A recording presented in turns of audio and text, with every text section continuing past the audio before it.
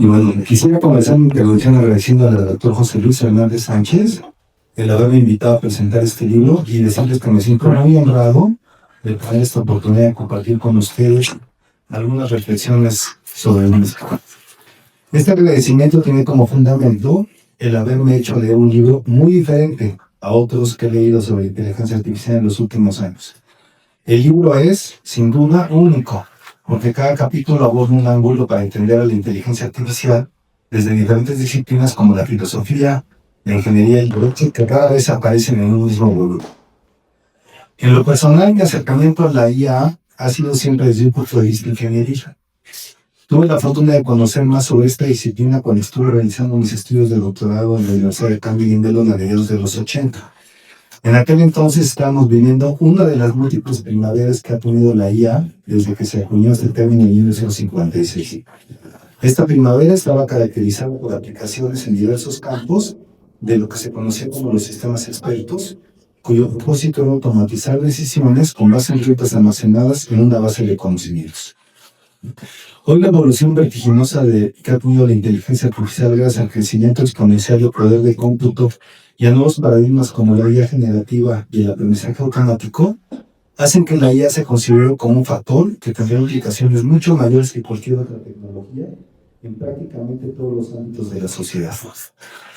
Con mi especialización en ingeniería, para mí no fue fácil leer el libro, porque cada capítulo profundiza en un aspecto que requiere conocer suficiente de la disciplina correspondiente para poder entender cabalmente lo que cada autor expone.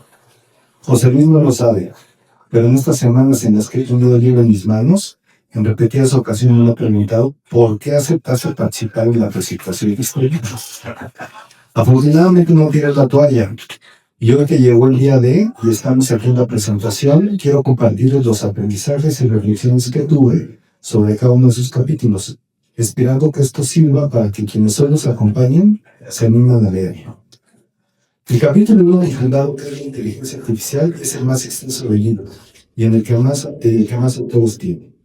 El capítulo cubre diversas implementaciones de la IA en ciencias de la computación, la ingeniería, las ciencias de la vida, las finanzas y la economía y la administración. Asimismo, aborda las relaciones entre los conceptos de ciencia de datos, Big Data, inteligencia artificial y Machine Learning. Posteriormente describe las relaciones de los enfoques filosóficos, matemáticos y electrónicos con esta disciplina y los problemas éticos que la IA trae consigo. Finalmente, el capítulo describe el denominado ciclo ético para el análisis de la moralidad en problemas de Big Data e IA. El capítulo 2 aborda la inteligencia artificial haciendo referencia a los trabajos de Alan Turing y Peter Simon y a la teoría cognitiva de la mente, que afirma que el cerebro es un tipo de computadora y que los procesos cognitivos son cómplexos. El capítulo describe los programas Glauber y Bacon que pretendieron emular los procesos de descubrimiento científico. Glauber aplica recursivamente un método de abstracción para llegar a patrones más generales y Bacon busca funciones que relacionan un conjunto de variables independientes con uno dependiente. El capítulo 3, escrito por el maestro Enrique Cisneros y el doctor José Luis Hernández, que nos acompaña, me ayudó a entender que mi acercamiento con la IA siempre ha sido desde un punto de vista ingeniería, pero que existen otras disciplinas como la filosofía y el derecho que son fundamentales para entender la robustez, las implicaciones éticas y la legalidad de lo que puede ser, como decía José Luis, una IA confiable. El capítulo incluye una revisión del estado del arte de cada una de estas disciplinas que me parece muy valiosa para cualquiera que quiera entender esta disciplina con una perspectiva de ecosistema. El capítulo 4 toca el tema de los agentes conversacionales y de la inteligencia híbrida.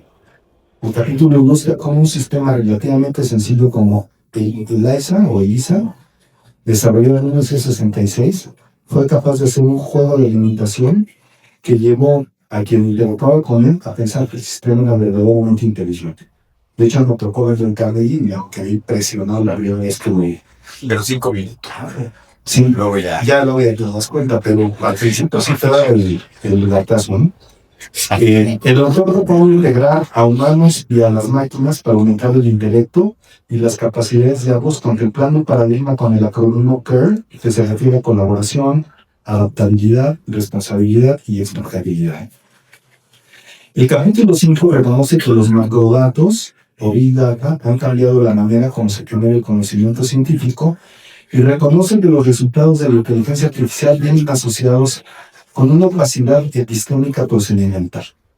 Los autores señalan que la ignorancia subyacente a los macrodatos puede describirse como una ignorancia de la estructura teórica y propone que el científico realice diversas tareas inferenciales que tienen como base la racionalidad lógica para poder confiar en los resultados obtenidos.